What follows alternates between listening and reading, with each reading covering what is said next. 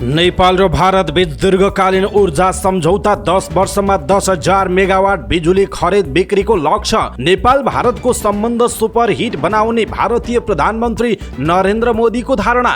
नेपाल भारतको सीमा समस्या समाधान हुने भारतीय प्रधानमन्त्री नरेन्द्र मोदीको जिकिर। द्विपक्षीय कूटनीतिबाट सीमाको समस्या सम्बोधन गर्ने प्रचण्डको टिप्पणी। प्रचण्ड जीसँगको पार्टनरसिप सुपरहिट हुन्छ भन्दै नरेन्द्र मोदीको भनाई। नेपाल र भारतको संयुक्त लगानीमा मल उद्योग खोल्ने छलफल भएको प्रधानमन्त्री प्रचण्डको धारणा। भारतबाट गौतम बुद्ध अन्तर्राष्ट्रिय विमानस्थलको सीमा क्षेत्रको हवाई अनुमति पाएको प्रचण्डको भनाई। पञ्चेश्वरको विवाद 3 महिनाभित्र टुङ्ग्याउने सहमति, लाभका आधारमा लागत तय हुने। नेपाल र भारत बीच क्रस बोर्डर डिजिटल भुक्तानीको सम्झौता। प्रधानमन्त्रीले भारत भ्रमणको क्रममा पदीय मर्यादाको उल्लङ्घन गरेको एमाले नेता भीम रावलको आरोप। प्रचण्ड र मोदी बीच इपिजी रिपोर्टबारे कुरै नभएको भारतीय विदेश सचिव विनय मोहन क्वात्राको भनाई। पत्नी निकिता पौडेल सहित राष्ट्रिय स्वतन्त्र पार्टीका सभापति रवि लामिछाने भारत प्रस्थान। प्रधानमन्त्री गएकै दिन रवि लामिछाने किन भारततिर लागे?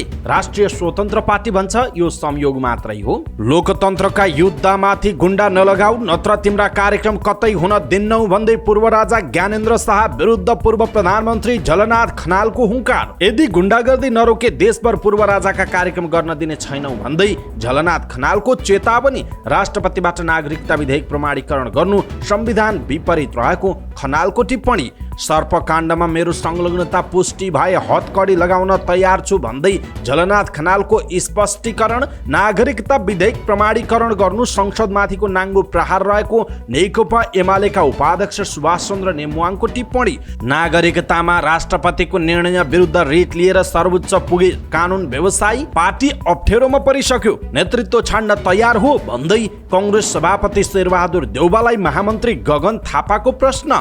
सन्दीप लामिछानेको प्रकरणबारे गगन थापाले भने जीवनमै नखाएको गाली खाए, तर अहिले पनि मेरो तर्क त्यही हो। कांग्रेस सभापति शेरबहादुर देउवाद्वारा सगरमाथा आरोही हरि बुढा मगरलाई सम्मान। लोकप्रिय कार्यक्रम इन्द्रेणीमा पुगेर मन्त्री सुदन किराँतीले गरे आधा तलब दिने घोषणा। सभामुख देवराज घिमिरेले गरे संघीय संसद भवनको अवलोकन। सम्बन्ध बिग्रिएपछि बुटबलमा प्रेमिका र काकाको हत्या। भारतको बथनाहाबाट छुटेको कार्गो रेल विराटनगर आइपुग्यो। विवाह गरेर पत्नी सहित अस्ट्रेलिया लागे लोकगायक रमेश बिजी। ए डिभिजन क्लबले राष्ट्रिय टिमको प्रशिक्षणका लागि खेलाडी नपठाउने र रोमालाई पेनाल्टी सुटआउटमा हराउँदै सेभियाले जित्यो युरोपा लिगको उपाधि। दर्शक महानुभाव नमस्कार, समाचारपाटी.com को न्यूज बुलेटिनमा यहाँलाई हार्दिक स्वागत छ। म प्रहलाद चन्द्र घिमिरे। सदाको जय आज पनि हामी उपस्थित भएका छौँ आजका महत्त्वपूर्ण समाचार, दिनभरिका प्रमुख खबर, देश तथा विदेशका महत्त्वपूर्ण समाचारहरू, ब्रेकिङ न्यूज अपडेट लगायत तपाईँलाई काम लाग्ने हेर्नै पर्ने महत्त्वपूर्ण खबरहरू लिएर उपस्थित भएका छौँ। हामीलाई अन्तिमसम्म हेर्नुहोला। हाम्रो मेहनतका लागि यो भिडियोमा एउटा लाइक अवश्य गर्नुहोला। दर्शक महानुभाव पल पलको न्यूज अपडेट हेर्नका लागि हाम्रो च्यानललाई तपाईँले अहिलेसम्म सब्सक्राइब गर्नुभएको छैन भने कृपया सब्सक्राइब गर्नुहोस् अनि नजिकै आउने बेल आइकनलाई क्लिक गर्नुहोला। दैनिक रूपमा हेर्नुहुन्छ भने रेगुलर भनेर लेख्नुहोला। आज पहिलोचोटि भने फर्स्ट टाइम भनेर लेखिदिनु होला। देश तथा विदेशबाट कहाँबाट हेर्दै हुनुहुन्छ त्यो कुरा तलको कमेन्ट बक्समा कमेन्ट गर्नुहोला। आउनुहोस् दर्शक महानुभाव, आजका महत्त्वपूर्ण समाचार सुरु गरौँ नेपाल र भारत बीच दीर्घकालीन ऊर्जा सम्झौता भएको प्रसङ्गबाट।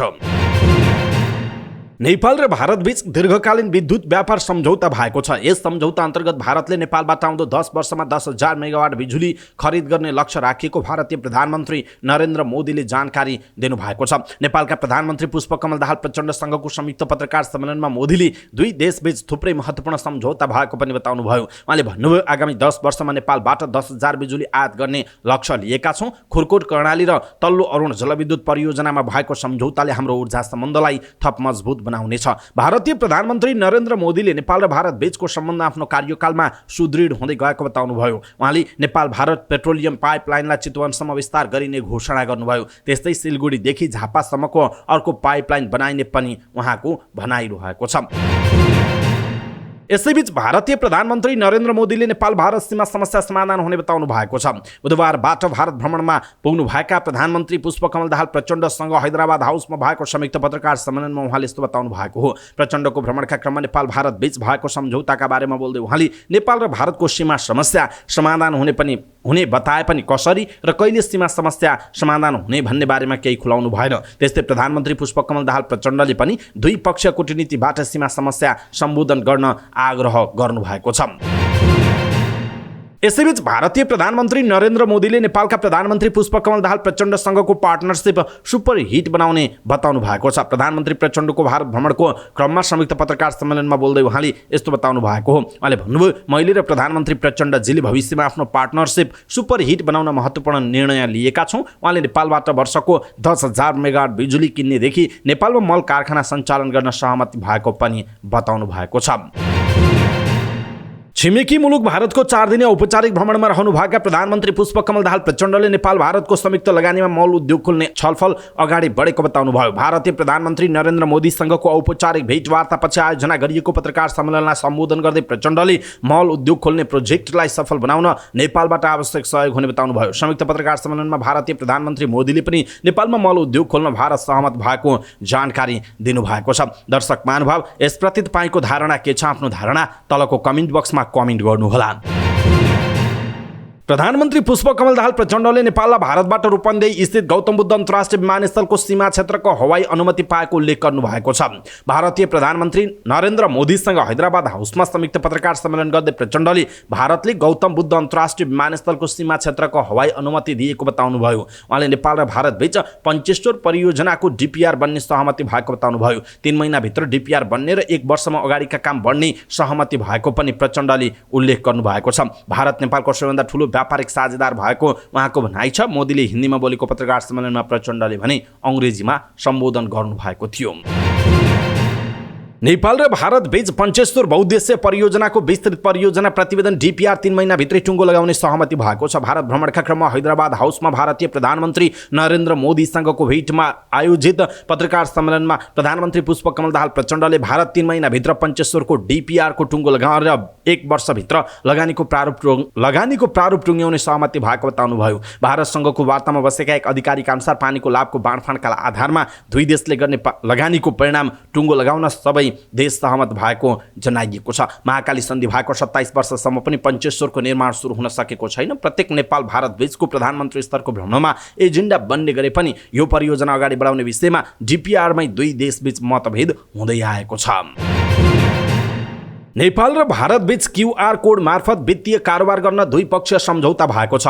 अहिलेसम्म कार्डको माध्यमबाट वस्तु तथा सेवा खरिदमा क्रस बोर्डर अन्तर्देशीय भुक्तानी गर्न सकिए पनि क्यूआर कोड मार्फत वित्तीय कारोबार गर्न पाइँदैन। तर अब भारतमा भुक्तानी प्रणाली सञ्चालन गरिरहेको दुई कम्पनीहरूको सिस्टम कनेक्ट गर्ने सम्झौतामा नेपाल क्लियरिङ हाउस र भारतको national payment corporation of India बीच सम्झौता भएको छ। नेपाल राष्ट्र ब्याङ्कको समेत लगानीमा स्थापना भएर विद्युतीय भुक्तानी प्रणाली विकास गरेको नेपाल क्लियरिङ हाउस र reserve bank of India RBI को समेत लगानीमा भारतमा विद्युतीय भुक्तानी प्रणालीको सिस्टम विकास गरेको नेसनल पेमेन्ट कर्पोरेसन अफ इन्डियाको प्रणाली इन्टिग्रेसन मार्फत नेपाल भारत क्रस बोर्डर विद्युतीय भुक्तानीको सुरु गर्ने सम्झौता भएको बताइएको छ। भारत भ्रमणका क्रममा प्रधानमन्त्री पुष्पकमल दाहाल प्रचण्ड र भारतीय प्रधानमन्त्री नरेन्द्र मोदीको उपस्थितिमा नेपाल क्लियरिङ हाउस र एनपीसीआई क्रस बोर्डर भुक्तानी सम्झौता पत्रमा हस्ताक्षर भएको जनाइएको छ। सम्झौतापछि नेपाली नागरिकले भारतीय बजारमा र भारतीय नागरिकले नेपालमा वालेट र मोबाइल ब्याङ्किङको माध्यमबाट क्यूआर स्क्यान गरी डिजिटल भुक्तानी गर्न सकिने जनाइएको छ।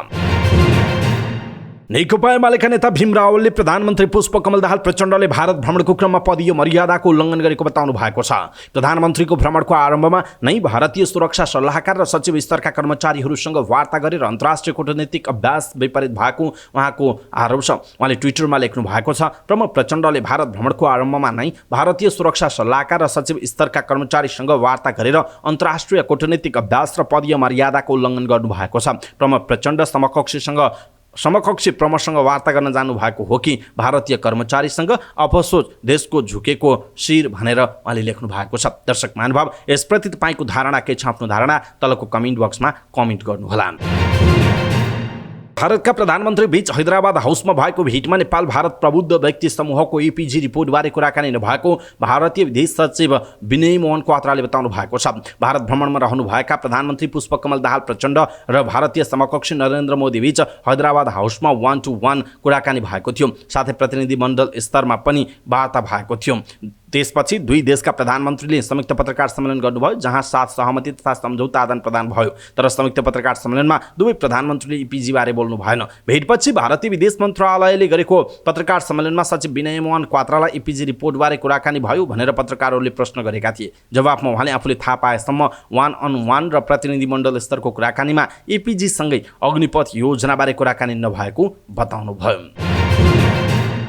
राष्ट्रिय स्वतन्त्र पार्टी रासोपाका अध्यक्ष एवं पूर्व गृहमन्त्री रवि लामिछाने पत्नी नैता पौडेलसहित भारत भ्रमणमा जानु भएको छ। आफ्नो निजी काम भएको जानकारी गराउँदै लामिछाने भारत गएको रासोपाका केन्द्रीय सदस्य दीपक बोहराले जानकारी दिनुभयो। उहाँ पत्नी निकिता पौडेलसहित भारतको मुम्बई गएको बताइएको छ।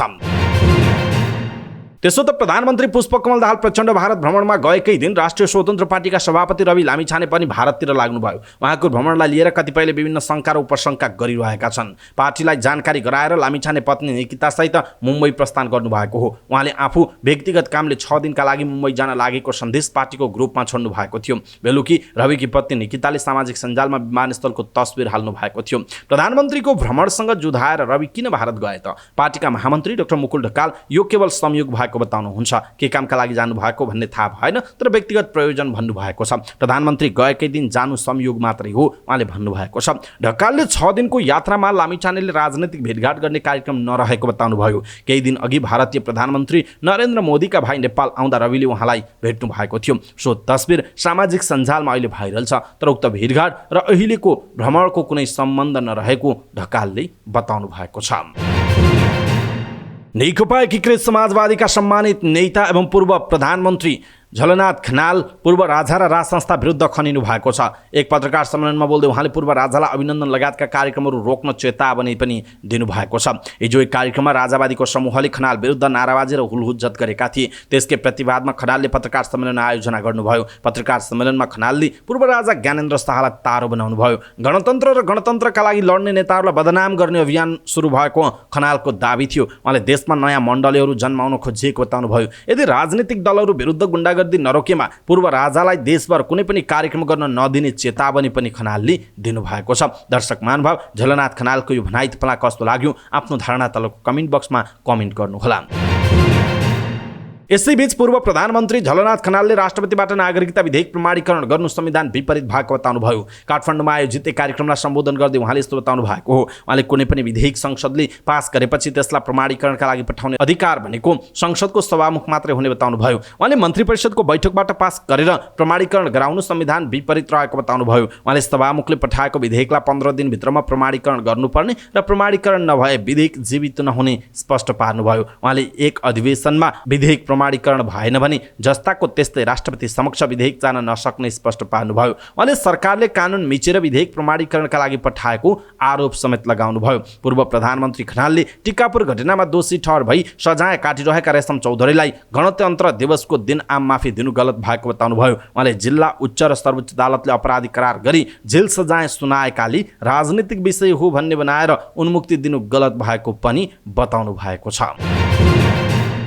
पूर्व प्रधानमन्त्री झलनाथ खनालले सर्लाहीमा सर्प पालनको योजनामा आफ्नो कुनै संलग्नता नरहेको प्रष्टीकरण दिनुभएको छ। काठमाडौँमा पत्रकार सम्मेलन गरी उहाँले सर्प फार्म बनाउने योजनामा आफ्नो संलग्नता पुष्टि गरी अहिले नै हतकडी लगाउन तयार रहेको उहाँले बताउनुभयो। म के भन्न चाहन्छु भने यदि त्यो केसमा मेरो संलग्नता भेटियो र 1 पैसा मात्रै पनि मबाट दुरुपयोग भएको छ भने अहिले नै हतकडी लगाउन तयार छु उहाँले भन्नुभएको छ। नेकपा एकीकृत समाजवादीका नेता खनालले सर्प पालनको योजनालाई लिएर आफूमाथि छानबिन गर्न अख्तियार दुरुपयोग अनुसन्धान आयोगलाई पनि आग्रह गर्नुभयो। अख्तियार र अरू तमाम संस्थालाई भन्न चाहन्छु मेरो छानबिन गर्नुहोस् उहाँको भनाइ छ। आफ्नो राजनीतिक जीवन 60 वर्षको पुगेको बताउँदै खनालले यस अवधिमा कुनै आपराधिक सोच नराखेको बताउनुभयो। मैले राजनीतिलाई कमाई खाने भन्दा धन्दा ठानेको छैन उहाँले भन्नुभएको छ। सर्लाहीमा सर्पले टोकेको औषधिको रूपमा प्रयोग गर्ने एन्टी स्नेक भेनम बनाउन झलनाथ खनाल स्वास्थ्य विज्ञान प्रतिष्ठानले सरकारबाट अनुदान लिएको थियो, तर खनालले उक्त प्रतिष्ठानमा आफ्नो संलग्नता नरहेको बताउनुभयो। खनालले सर्लाहीमा सर्प फर्मको योजनामा आफ्नो नाम कसरी जोडियो भन्ने बारेमा पनि प्रष्टीकरण दिनुभएको थियो। नेकपा एमालेका उपाध्यक्ष सुभाष चन्द्र नेमुवाङले राष्ट्रपतिले नागरिकता सम्बन्धी विधेयक प्रमाणीकरण गर्नु संसदमाथिको नाङ्गो प्रहार भएको बताउनु भएको छ। न्युज एजेन्सी नेपालसँग कुराकानी गर्दै उपाध्यक्ष नेमुवाङले राष्ट्रपतिबाट नागरिकता सम्बन्धी विधेयक प्रमाणीकरण हुनु जनताको अधिकारमाथि र संसदमाथि नाङ्गो प्रहार भएको बताउनु भएको हो। उहाँले नागरिकता विधेयकलाई प्रमाणीकरण गरेर संविधान कानुन स्थापित अभ्यास र संसदीय परिपाटीले नचिनेको बाटो हिँड्ने काम भएको टिप्पणी गर्नुभयो। उहाँले संसदलाई छेउ पार्ने काम गरिएको भन्दै त्यस्तो गर्नु गलत भएको उल्लेख गर्नुभयो। उपाध्यक्ष नेमुवाङले अघिल्लो प्रतिनिधि सभाको कार्यकालमै तत्कालीन राष्ट्रपति विद्यादेवी भण्डारीले दोस्रो पटक प्रमाणीकरणका लागि पेश हुँदा समेत 15 दिनभित्र प्रमाणीकरण नगरेको उल्लेख गर्दै विधेयक उति बेला नै निष्क्रिय भएको बताउनुभयो। निष्क्रिय भएको विधेयकलाई मन्त्री परिषदले प्रमाणीकरणका लागि सिफारिस गर्न नमिल्ने उहाँको तर्क छ। त्यस्तै नयाँ प्रतिनिधि सभा समेत आइसकेको अवस्थामा संसदबाट सभामुख र राष्ट्रिय सभा अध्यक्षले सिफारिस गर्नुपर्ने संवैधानिक व्यवस्थाको समेत उल्लङ्घन भएको उहाँले बताउनु भएको छ। नागरिकता विधेयक प्रमाणीकरण गर्ने राष्ट्रपति रामचन्द्र पौडेलको निर्णय विरुद्ध सर्वोच्च अदालतमा रिट पेश भएको छ। वरिष्ठ अधिवक्ता बालकृष्ण न्यौपाने र सुरेन्द्र भण्डारीले नागरिकता विधेयक प्रमाणीकरण गर्ने राष्ट्रपतिको निर्णयलाई मान्यता नदिन माग गर्दै सर्वोच्च अदालतमा रिट दिनुभयो। वरिष्ठ अधिवक्ता भण्डारीले रिट दर्ता हुने क्रममा रहेको बताउनु भएको छ।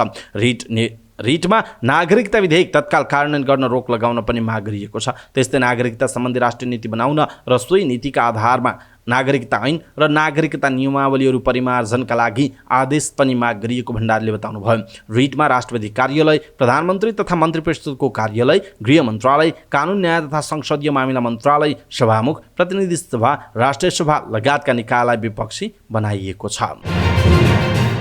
नेपाली कांग्रेसका महामन्त्री गगन थापाले कांग्रेस अहिले अप्ठ्यारो अवस्थामा गुज्रिरहेको बताउनुभयो। छापाखाना तथा सञ्चार सम्बन्ध सङ्घको कार्यक्रमलाई सम्बोधन गर्दै पार्टी नेतृत्वप्रति कार्यकर्ता स्तरबाटै असन्तुष्टि आएको बताउनु भएको छ। उहाँले भन्नुभएको छ, अहिले पार्टीको तल्लो तहमा गएर बुझ्दा पार्टीको नेतृत्वसँगै निराश भएको छु भन्ने कुरा आउँछ उहाँको भनाइरहेको छ।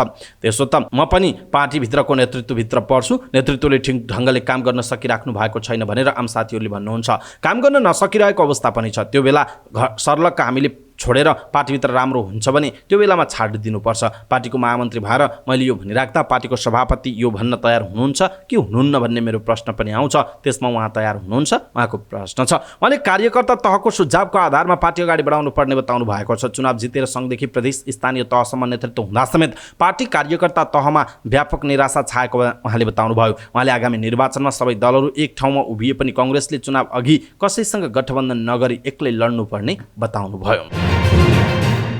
यसैबीच नेपाली कांग्रेसका महामन्त्री गगन थापाले क्रिकेटर सन्दीप लामिछानेलाई राष्ट्रिय टिममा राख्न नहुने अडान लिँदा तीव्र प्रतिक्रियाको सामना गर्नु परेको बताउनु भएको छ। त्यस विषयमा उहाँले आज एक सार्वजनिक कार्यक्रममा गुनासो समेत गर्नुभएको छ। छापाखाना तथा सञ्चार सम्बन्ध सङ्घको कार्यक्रमलाई सम्बोधन गर्दै गगनले आफूले जीवनमा कहिले नखाएको गाली खाएको बताउनुभयो। तर अहिले पनि आफ्नो अडान कायमै रहेको उहाँको भनाइरहेको छ।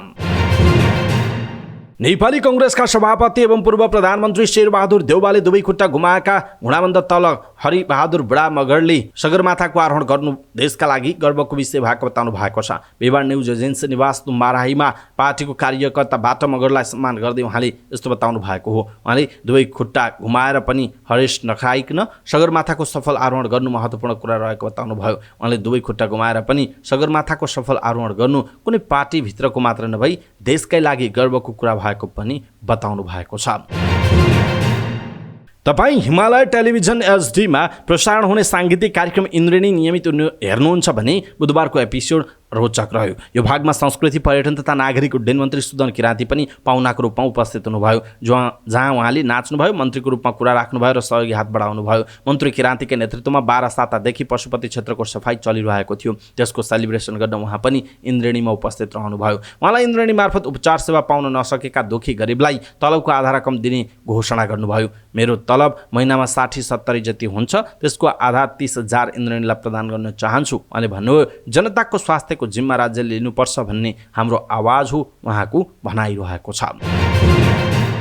सभामुख देवराज घिमिरेले निर्वाचित भएपछि पहिलो पटक संघीय संसद भवनको अवलोकन र निरीक्षण गर्नुभएको छ।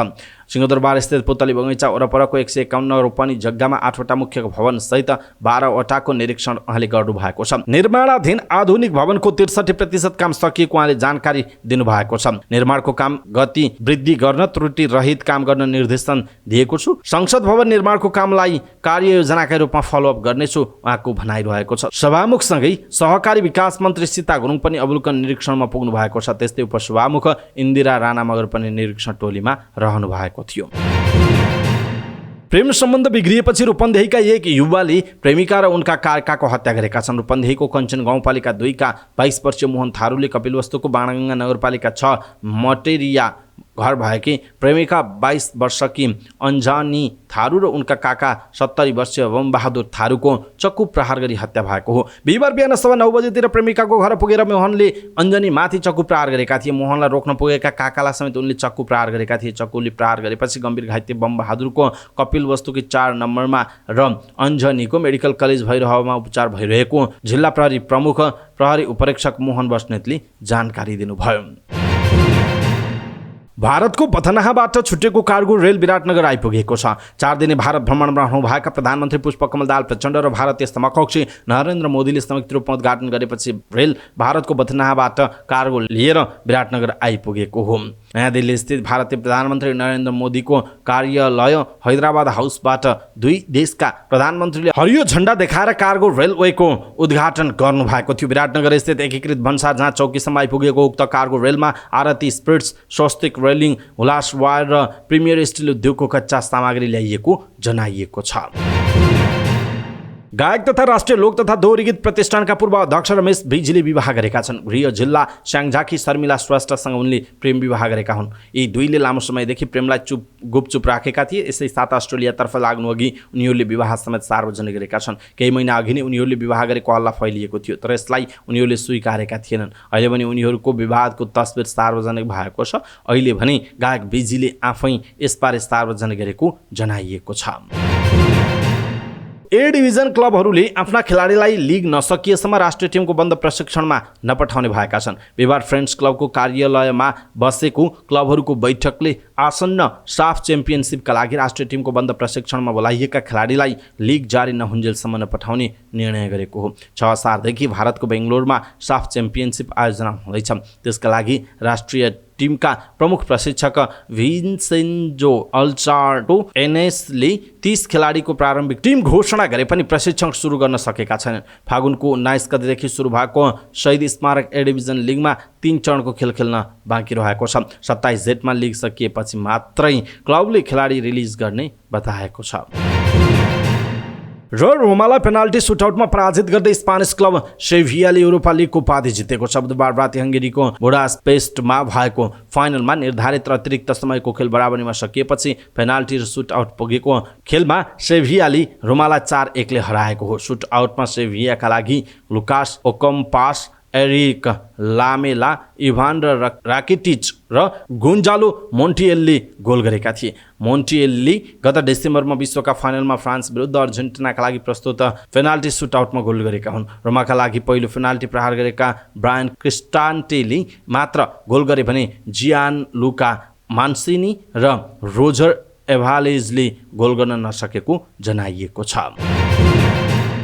अवस्था दर्शक महानुभाव, आजका महत्त्वपूर्ण समाचार, ब्रेकिङ न्यूज अपडेट लगायत तपाईँलाई काम लाग्ने हेर्नै पर्ने महत्त्वपूर्ण खबरहरू यति नै। हामीले प्रस्तुत गरेका यी समाचारहरूप्रति तपाईँको धारणा के छ? आफ्नो धारणा तलको कमेन्ट बक्समा कमेन्ट गर्नुहोला। हाम्रो मेहनतका लागि यो भिडियोमा एउटा सानो लाइक अवश्य गर्नुहोला। दर्शक महानुभाव, पलपलको न्युज अपडेटका लागि हाम्रो च्यानललाई तपाईँले अहिलेसम्म सब्सक्राइब गर्नुभएको छैन भने कृपया सब्सक्राइब गर्नुहोस् अनि नजिकै आउने बेल आइकनलाई क्लिक गर्नुहोला। पलपलको न्युज अपडेटका साथ फेरि हाम्रो भेट हुनेछ। समाचार पार्टी न्युज बुलेटिन नेपाली समयअनुसार भोलि बिहान 5 बजे लिएर फेरि हामी उपस्थित हुनेछौँ। समाचारपार्टी.com हेर्दै गर्नुहोस्। नमस्कार।